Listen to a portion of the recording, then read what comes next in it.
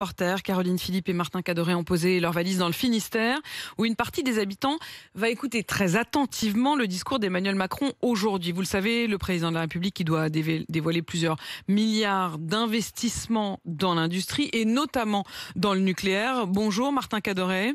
Martin, vous êtes en direct de Plogoff, où le sujet est très sensible. Oui, ici en 1980, la population s'est soulevée contre l'installation d'une centrale sur la pointe du Raz. Ils ont obtenu gain de cause. Après des mois de tension, François Mitterrand a abandonné le projet en 1980. Mais le projet a laissé des traces, la lutte a laissé des traces dans la mémoire collective, à tel point qu'aujourd'hui, une fiction est en train d'être tournée ici à Plogoff. On était sur le plateau avec Caroline Philippe.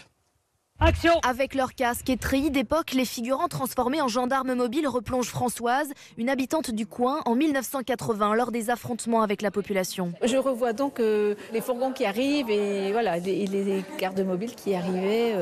Ça fait 41 ans et j'ai l'impression que c'était encore hier. Pendant le tournage, la retraitée prépare les repas pour les acteurs. Elle tient à ce que l'histoire de ce combat soit transmise. C'était quand même un enjeu qui a bien marqué les gens. Et de relater ça, on peut aussi être fier d'avoir tenu bon. Parce qu'on se dit, ce lieu c'est magique. On attire quand même beaucoup de touristes parce que notre lieu est resté à l'identique. Défendre cette mémoire collective, c'est aussi l'ambition de Nicolas Guilloux à travers son film qu'il réalise avec peu de moyens grâce aux habitants. Ici, il y avait à peu près une quinzaine de voitures de collection, on nous les prête. Donc on met des ressources également humaines mais techniques au service du projet, de leur mémoire. Je vous jure que ça vaut tous les budgets du monde. On ne s'arrête pas juste sur un combat de territoire, mais ça va au-delà et c'est très actuel aujourd'hui.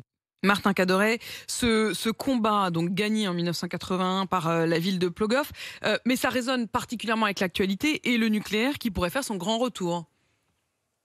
Voilà, Emmanuel Macron devrait annoncer des investissements dans la filière tout à l'heure.